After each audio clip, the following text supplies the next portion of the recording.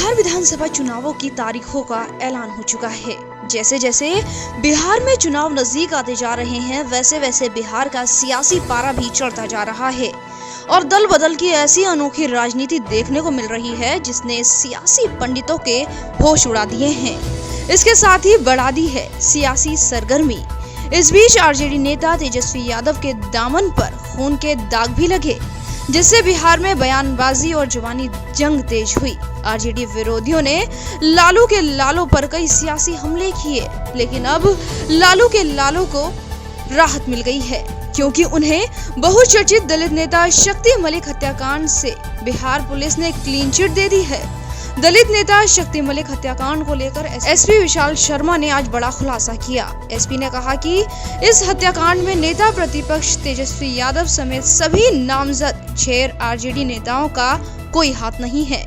उन्होंने कहा कि इस मामले में शामिल मुख्य अभियुक्त आफ्ताब समेत 7 अपराधियों को पुलिस ने गिरफ्तार कर लिया है। एसपी ने उस सीसीटीवी फुटेज को भी दिखाया जिसमें हत्या के बाद अपराधी भाग रहे थे। कत्ल में क्लीन चिट मिलने के बाद तेजस्वी यादव ने प्रेस कॉन्फ्रेंस करके बिहार के शासन और प्रशासन पर जमकर निशाना साधते हुए कहा कि उन्हें राजनीतिक द्वेष के चलते फंसाया गया। चलिए आपको सुनवाते हैं तेजस्वी यादव ने क्या कुछ खास कहा। जो सलाहकार हैं राय देते हैं कि ऐसे लोगों पर मानहानि का मुकदमा आपको करना चाहिए। सार्वजनिक तौर पर माफ़ी नीतीश कुमार जी मांगे, क्योंकि जनता दल यूनाइटेड के राष्ट्रीय अध्यक्ष नीतीश कुमार हैं। संबित पात्रा जो बीजेपी के प्रवक्ता हैं, उन्होंने दिल्ली में इस बात की प्रेस कॉन्फ्रेंस की थी।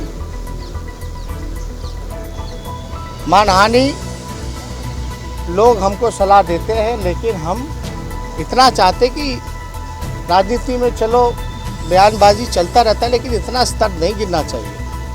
फिर भी मैं नीतीश कुमार जी से और बीजेपी के लोगों से कहना चाहता हूं कि सार्वजनिक तौर पर आकर के वो माफ़ी मांगे। माफ़ी नहीं मांगेंगे तो हम लोग जो है फिर जो हो सकेगा मानहानि का मुकदमा हम लोग उन पे करेंगे। ये कोई मामूली आरोप नहीं था, ये कोई मामूली हत्या का आरोप हम पर लगा और शायद देश में शायद पहली बार ही ऐसा हुआ होगा कि जिस पे हत्या का आरोप लगा उसने खुद स्वयं मुख्यमंत्री को चिट्ठी लिखकर सीबीआई जांच की मांग करवाई। तो हम पूरी तरीके से जो भी घटना हुई, हत्या हुई, बिहार में लगातार जो है 5 घंटे में हत्या होती है। बीच में गए हुए हैं आप, जनता के बीच में गए, आप कह रहे हैं कि माफ़ी मांगे, लेकिन पूरी घटनाक्रम जो है वो जनता के सामने क्या करें?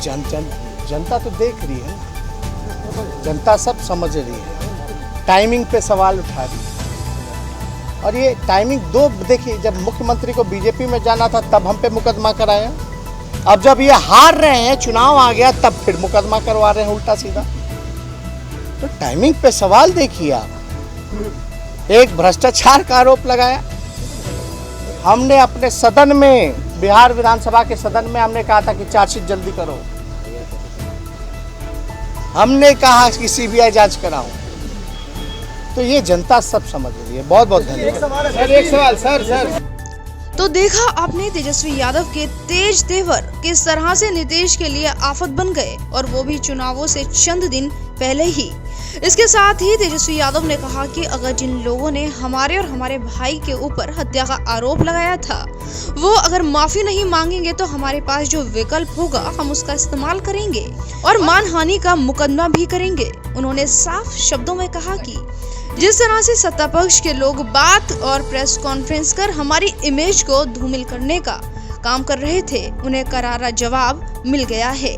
उन्होंने व्यक्तिगत रूप में कहा कि जिस तरह से बीजेपी के राष्ट्रीय प्रवक्ता संबित पात्रा और जेडीयू के लोगों ने आरोप लगाया था, अब वो माफी नहीं मांगते हैं तो हम उन पर मानहानि का दावा करेंगे। आपको बता दें, शक्ति मलिक की पत्नी खुशबू देवी ने शक्ति मलिक की हत्या में नेता प्रतिपक्ष तेजस्वी यादव, तेज प्रताप यादव, अनिल साधु, मनोज पासवान, कालू पासवान, सुनीता देवी समेत आरजेडी के बड़े नेताओं के खिलाफ हत्या और SC/ST एक्ट के तहत प्राथमिकी दर्ज कराई थी। लेकिन अब लालू के लाल सहित आरजेडी के तमाम नेताओं को मिल चुकी है क्लीन चिट। लेकिन इसके साथ साथ तेजस्वी के आस्तेज तेवरों ने बिहार में जुबानी जंग छेड़ दी है। तेजस्वी यादव को विधानसभा चुनावों में मिली क्लीन चिट का फायदा आरजेडी को हो सकता है, क्योंकि वो चुनावों में इसे सियासी हथियार बना सकती है। अब चुनाव है तो ये सब तो देखने को मिलता ही रहेगा। बिहार की हर अपडेट पाने के लिए आज ही सब्सक्राइब करें DNP चैनल को, ताकि आप रह सकें बिहार की हर अपडेट से अपडेट।